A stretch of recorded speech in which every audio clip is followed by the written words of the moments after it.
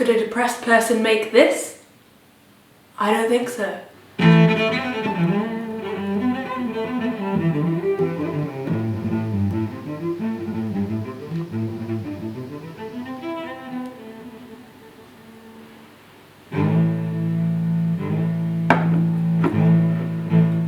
Recently I've been drawn towards making more intricate art dolls rather than the soft and cuddly plushies I've been making for the last couple of years. Don't get me wrong, they both have their place and I still love making cuddly toys, but I'm in awe of the ornate little details in some of the art doll creators' work I've been seeing. They are truly works of art and I want to start creating some of these ornate little details myself. I am working on a bigger art doll project that I hope to share with you soon, but when the R flag means death feels hit me last week, I was struck with the desperate need to make my love for the show something tangible, something physical. When season 1 came out, I was in a similar chokehold and threw myself completely into making half a Steve doll and barely starting an Ed doll in my more cuddly style. It was a frenzy of fandom and divine creative inspiration. But when I got to this point, I was struck with an existential crisis about what it means to be an artist and why I should even bother making things in the first place. So I put them down and I haven't picked them up since. Oddly enough, I've been having a similar crisis this week, but this time I powered through it. What is it about you two, huh?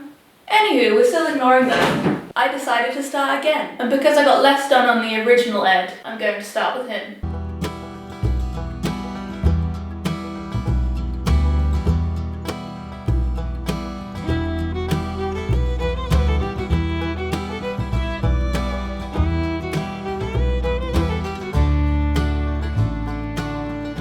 I didn't really think this through at all. I didn't even think about how big I wanted this doll to be. I literally just winged it when I was bending the wire. I truly went in completely head empty on this one. Okay, I had been doing a little bit of art doll research in the weeks leading up to this, so I did use some of the techniques I've taken a glance at.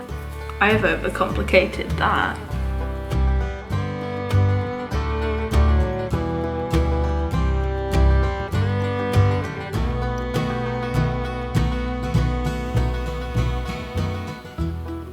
Look at him go!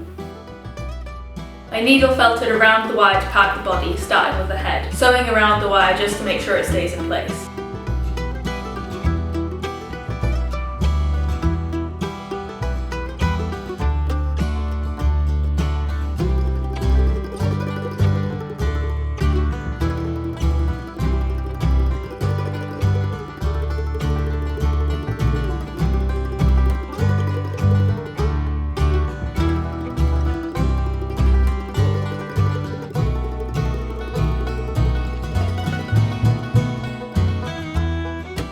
I did a really loose sketch around the wireframe to make his body. Not a lot of this was going to be seen on the finished doll, so I wasn't particularly precious about it.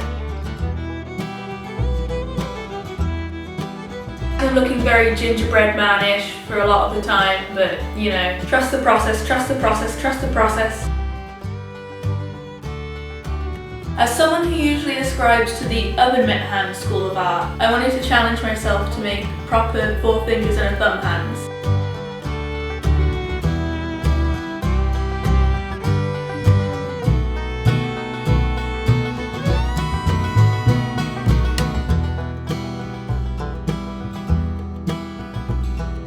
As I've mentioned, I have been doing a little bit of research about art doll making in general, and I was led to believe that I could get fabric to fit around this. However, I think I had the wrong fabric for this, so there's a change of plans, and I cut off his arms. And start again. It's perfect. Let's take a moment of silence for the graveyard of hands I accumulated while I was making this.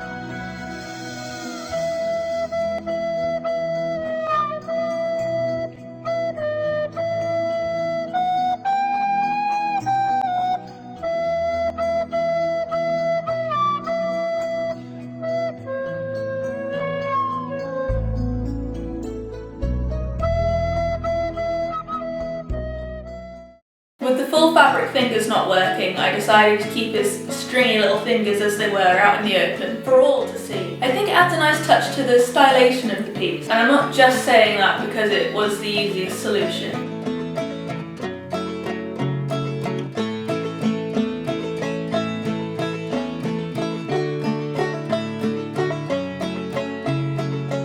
I painted them in glue so they were a little sturdier. And then I painted them brown so they didn't stand out too much against the fabric. The head was fully draped and sewn straight onto the needle felted head.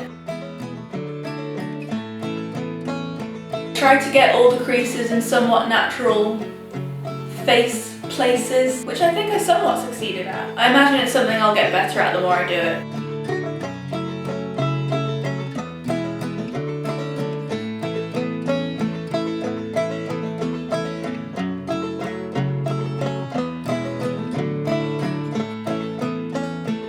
One of the benefits of trying this new art doll style on Ed specifically is that he's completely covered in hair, so it was easy to cover up any weird looking places.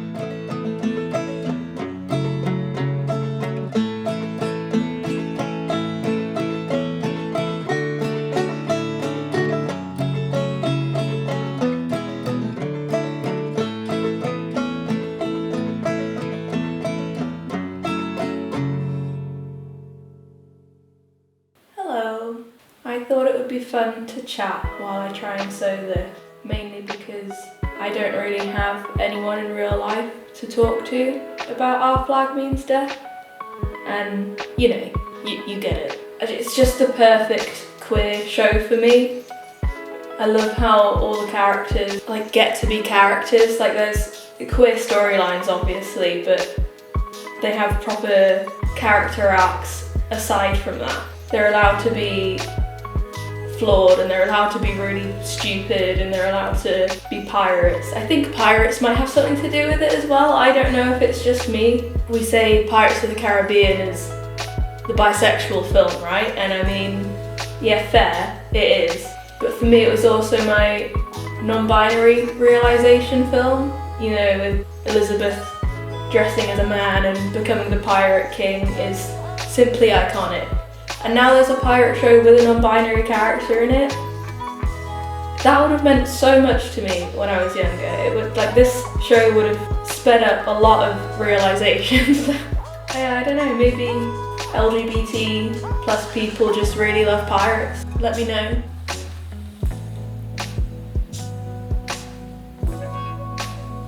So yeah, pirates mean a lot to me. I love them.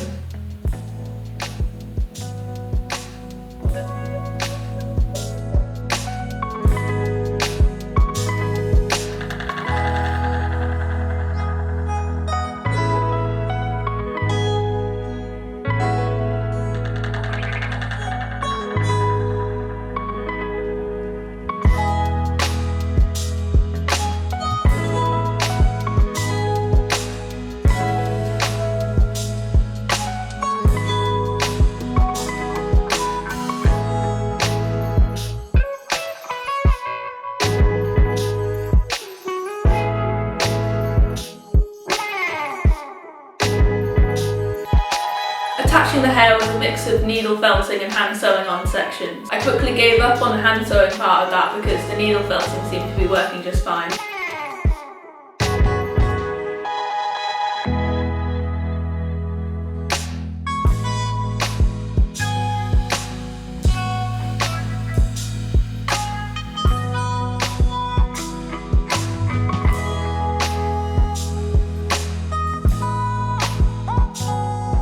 To make his trousers, all I did was scrunched up an old pair of jeans and traced around his legs, making sure to sew the creases down as I went, to give him that 100% historically accurate, grungy pirate look.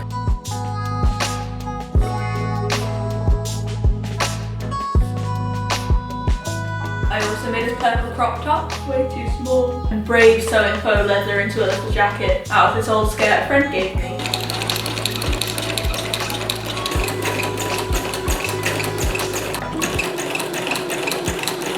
For his pauldron thing, I painted a rectangle of kids' craft foam, grey and black, through a series of dry brushing.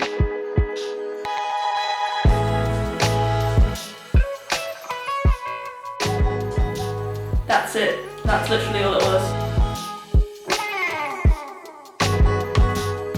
I plan to make his boots out of felt because it can somewhat keep its shape and withstand up around his legs, and you know, it's not the main focus of the doll, so it wasn't too important. But oops, I was out of black, so I had to wing it again by hand sewing some black fabric around some more craft foam.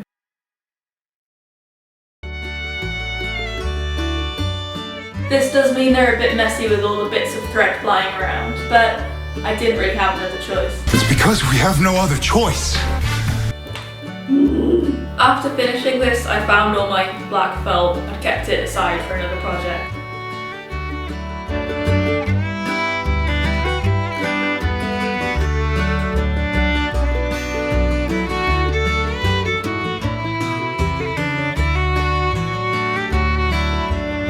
Drawing on his tattoos was my favourite part of the whole thing. I tried to keep in as many screen accurate ones as possible, thanks to all the cosplayers doing the good research for me already, but I also had fun adding in some of my own stupid doodles.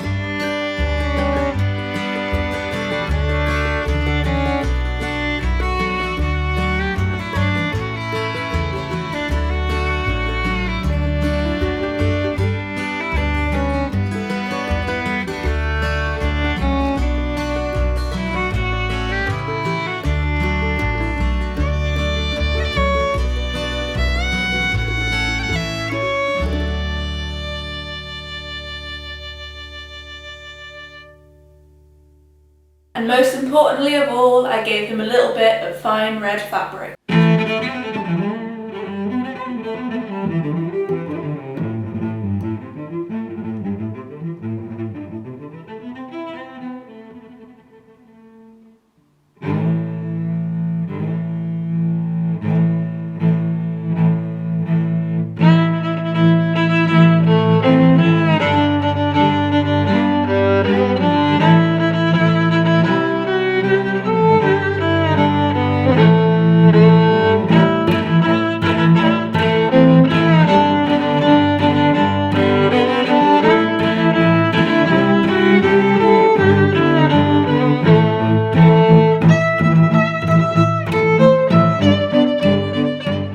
I want to start working on more art doll sort of pieces. I'd like to try some different methods like bead joints. I'd like to incorporate some clay and sculpture work somewhere. I know I at least want to make Crowley from Good Omens because they are my kin. We are the same, he and I. If I'm making Ed and Crowley, then I should probably make their blonde boyfriends, right? And then if I'm doing Our Flag Means Death and Good Omens, then